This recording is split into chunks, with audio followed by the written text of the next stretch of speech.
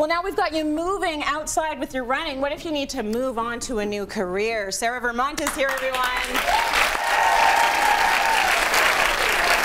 Oh my goodness, I'm so excited for you. So you're officially an author. You have a book out, just launched yesterday, Careergasm. Sounds kind of fun. Yeah. Right? Yeah. I want to know a little bit more about this. So it's about finding your way to feel good work. And what you specialize in, you're a career coach, you specialize in getting people out of jobs they dislike and into careers, not just jobs, careers that they love. So let's talk about what the first step might be to doing that.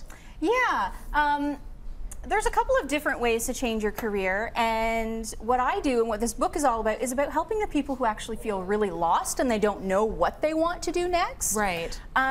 So the very first thing that people have to do when they're feeling lost and they're feeling stuck and they don't know what to do, and this might sound counterintuitive, but just try to get okay with the fact that you are lost. Right. I think we spend a lot of time and energy actually pushing down the negative feelings, and I know personally that always comes back to haunt you. At some point it's gonna come up.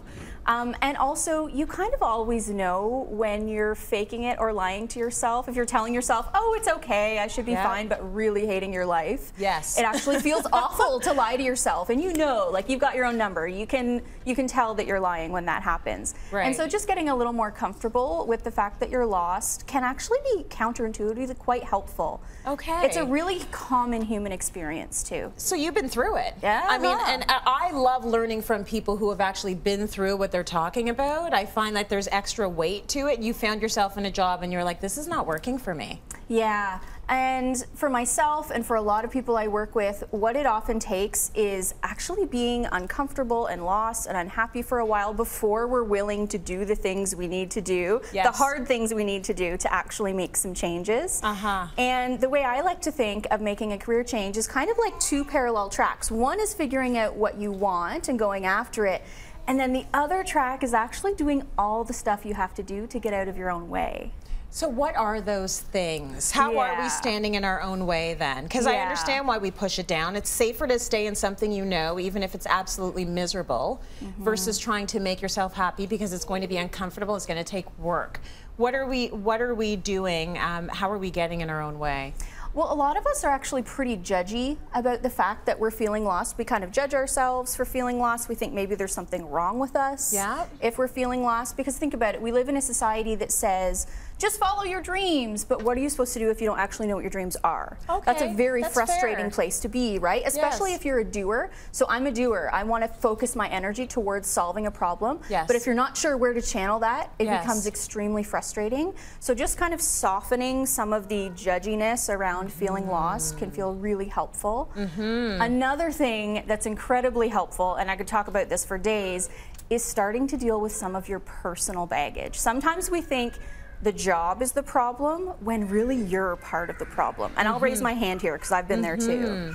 We've all been part of the problem, whether it be a relationship, a job, or whatever. But the fact of the matter is, if you leave and find another job and you haven't dealt with the personal baggage, you're going to be unhappy at the next job too. Yeah, so personal baggage is something we should talk about. It's almost like we have, imagine this backpack that we fill every morning with our personal baggage, and we strap it on and we take it to work every day. So things like, you know, I can just talk about myself here. Things I struggle with in terms of baggage are things like perfectionism, approval seeking. I'm a bit of a control freak. None of those things have helped me in my career. They're not helping me in my business either. So those are things I continually have to work on.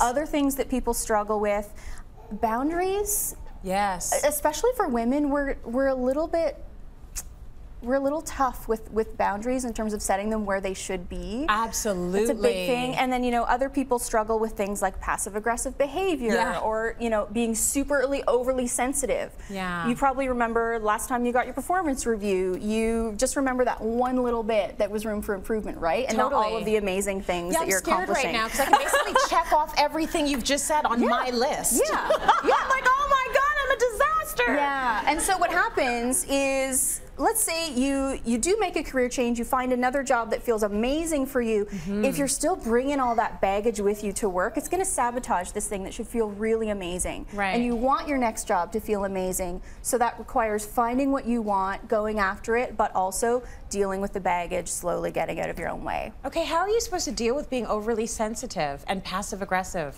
Yeah. How do you make that go away? Yeah, well, the first step is self-awareness, and actually most of us don't want to know what our baggage is. Yeah, no, I know my baggage. It's not comfortable for me. I'm very familiar with it. Yeah, it's not comfortable for me to like address the things that I'm actually working on. Yeah. So self-awareness really helps, and there's all sorts of things that you can do to start working on that. And so some of them include, you know, very baby steps to really big steps. So things like even just reading a helpful book, or working with a counselor, or joining a support group, or just noticing the issue and maybe journaling about it, or flagging it when it comes up. Hyper-awareness. Yeah. Hyper-awareness. Yeah. Okay, so you've done... Okay, so let's say you're lost in your job, you're in your job right now, you realize all of your issues, you start working on your issues. Do you not try and seek this new job until you've resolved those issues? Because these are sort of... that's going to take a lifetime. A lifetime. Yes. These are lifetime things that you're working Totally. towards. So you work through them while you start trying to figure out what your passion is. Absolutely. Any hints for how we figure out what our passion is if we don't know? Oh yeah, and so this is what I wrote the book about, so I could talk for weeks about this, but just to start, one thing I find really helpful is to take the pressure off of knowing exactly what your ideal job title is. Yes. How are you supposed to know that if you don't know what you want, right? Yeah. And so it's better to think about career ingredients, what you want more of and what you want less of. So let's say you're working in an administrative job, but you're really sick of doing repetitive tasks and administrative work. That's an ingredient you want less of. Or let's say you want more creative work. You want to have more of that in your job. Or let's say you're at home, you've got a couple of young kids and you're moving back into the workforce. Flexible hours might be amazing. So just start making some lists of what you want more of and less of. Really good. Great advice. And I like the whole idea of looking internally. Almost anything in life, you have to start looking internally before you can sort of slay it. Really good.